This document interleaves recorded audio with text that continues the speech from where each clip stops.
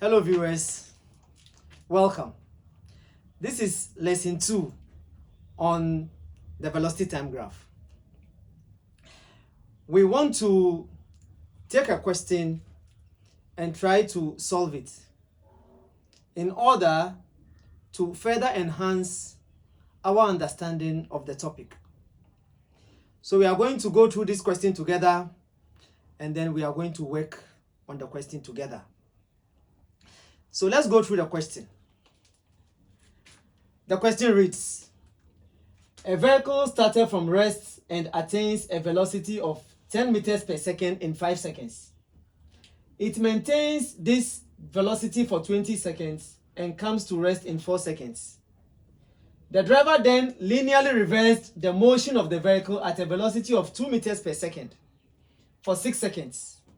He maintained this velocity for 8 seconds and finally comes to rest in 3 seconds. Now I sketch the velocity time graph for the motion. I calculate the initial acceleration of the vehicle. I determine the velocity of the vehicle 3 seconds into the motion. IV calculate the total distance covered by the vehicle. And V determine the displacement of the vehicle with respect to its original position. This question is similar to the one that we solved in lesson 1 of the velocity time graph, but there is a significant difference. In this particular question, the vehicle moved in a particular direction and stopped, and the vehicle was reversed linearly.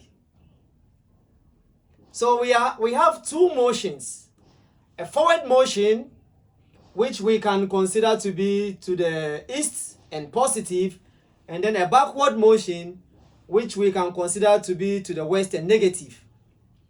So in drawing our velocity time graph, we have to draw the graph to represent this situation: the positive side of the motion and then the negative side of the motion. So let's draw this velocity time graph together.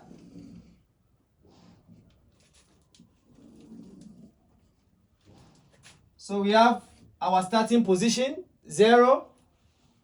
So this is the velocity axis. This is my time axis. Now the vehicle started from rest and attained a velocity of 10 meters per second. In how many seconds? In 5 seconds. So I look for my 5 seconds as usual. So I trace where the two meet, and then I draw my line. Then this particular 10 meters per second was maintained for how many seconds? For 20 seconds. So I add my 20 to the 5 and I have 25. So I join. So this is where the vehicle is. And the vehicle finally came to rest in 4 seconds. So I add my 4 seconds to the 25 and I have 29. So the vehicle is here.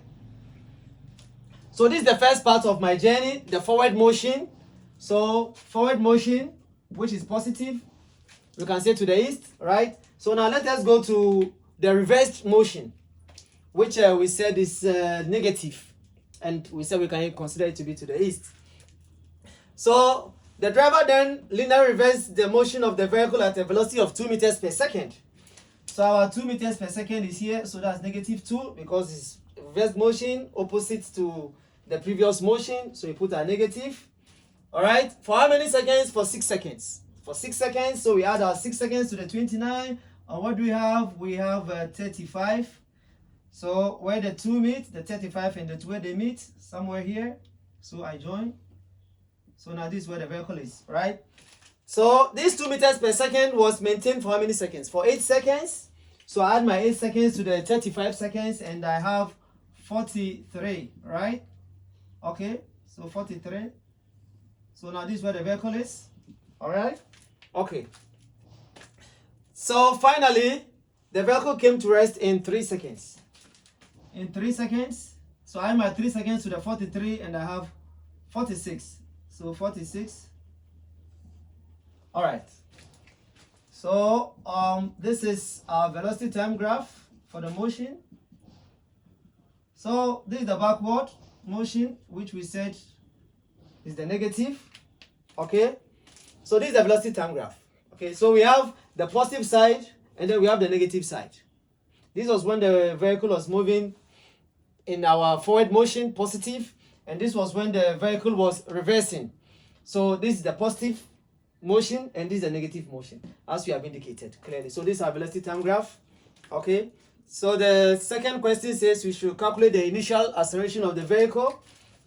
So let's see about that. So our acceleration, final velocity minus the initial velocity all over the time consumed. So my final velocity is 10 meters per second. My initial velocity is 0 and the time consumed was 5 seconds, right? So I have 2 meters per second square. All right. So that's the acceleration along here. So I have acceleration here as 2 meters per second square. All right. Okay. All right. So the next question says we should determine the velocity of the vehicle 3 seconds into the motion. 3 seconds into the motion. Now this is 5 seconds into the motion. So let's assume 3 seconds into the motion will be somewhere here. Let's say somewhere here. So we are coming to look for the velocity 3 seconds into the motion. So we are looking at the velocity here. We are looking for this velocity. So we are looking for this velocity. That's what we are now looking for. All right. Okay.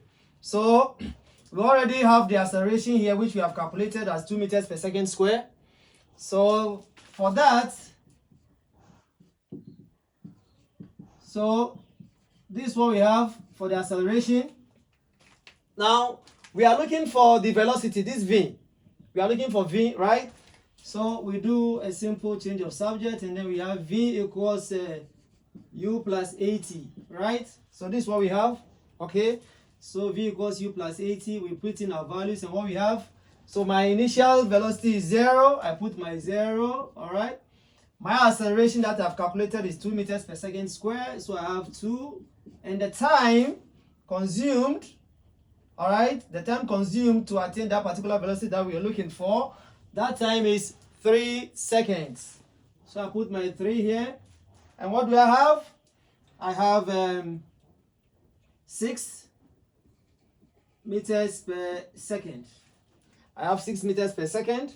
So this 6 meters per second is the velocity that we're looking for. This velocity that we're looking for. Alternatively, we can use the concept of similarities. All right.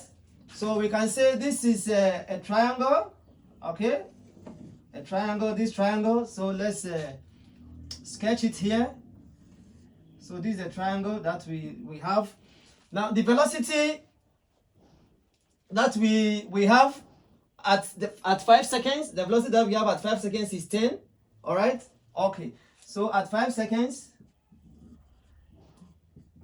we have a velocity of what? 10, right? Meters per second. So 10 meters per second.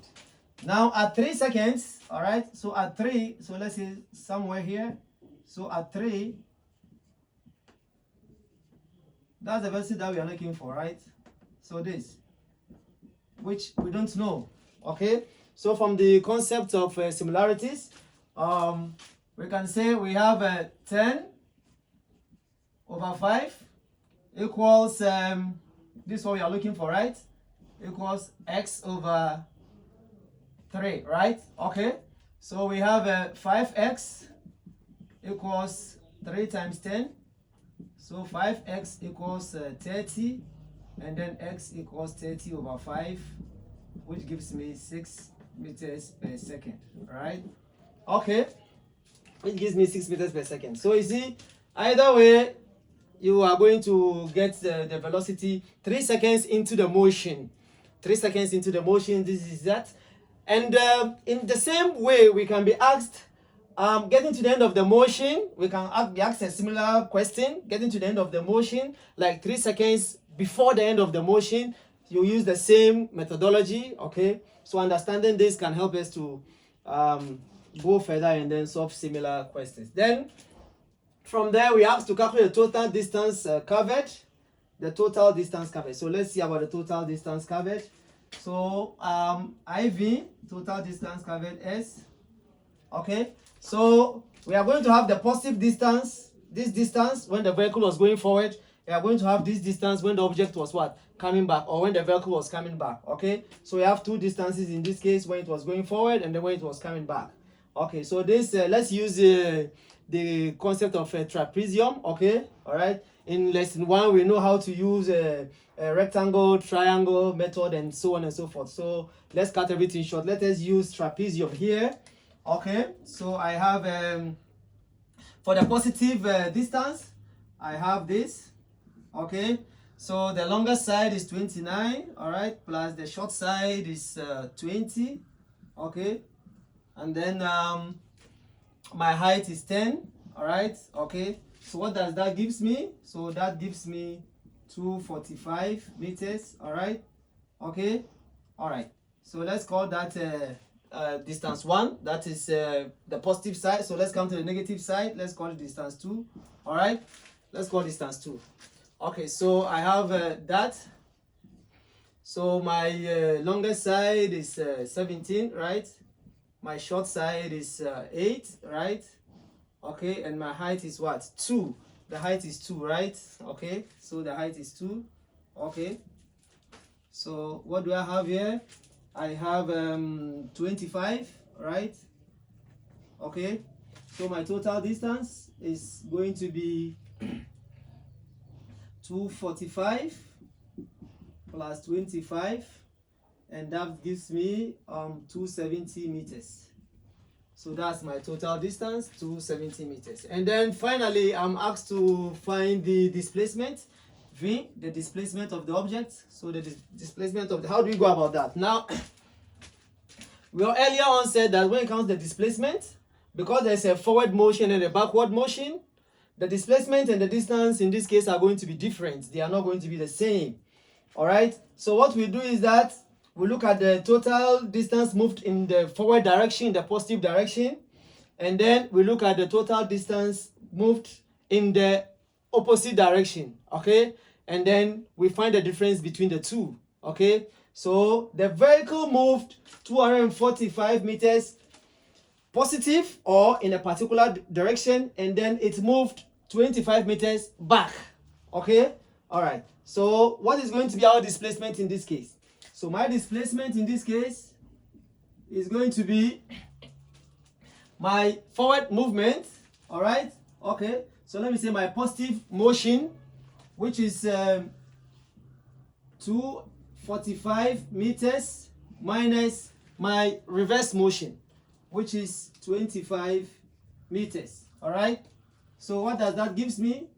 That gives me 220 meters, all right? So this is the displacement. So this is the displacement of the vehicle, and this is the total distance covered, which is 270 meters. You see that unlike in lesson 1, where the displacement and the distance are the same, in this case they are not the same because of the reverse motion of the vehicle. So you see the total distance covered is 270 meters, and the displacement is 220 meters. All right, 220 meters. That's the displacement. So that's the displacement with respect to the starting position. With respect to the starting position, the displacement is 220 meters. So it's 220 meters in the positive direction. All right, 220 meters in the positive direction. 220 meters in its original direction, not in the reverse direction. 220 meters in the positive direction. If the displacement, or if the reverse motion, in the reverse motion, if we should have covered much longer distance than in the positive motion, then we are going to have a certain displacement which would be in the east, in the west direction, so to speak. So this is how we go about this. Today we have added something to lesson 1. We've seen how to find the velocity at a certain time into the motion. With 2 different methods we've used. We've also learned how to calculate the displacement, which is different from the total distance. You can see the difference between the 2. So this brings us to the end of lesson 2 on the velocity time graph. I have enjoyed the lesson. I hope you have also enjoyed the lesson. I will see you soon in my next video. Remember to subscribe, to share, to comment, okay? And don't forget, let's keep learning, because learning is fun. Until I see you in my next video, as always, take care of yourselves and each other. I'll see you soon. Bye-bye.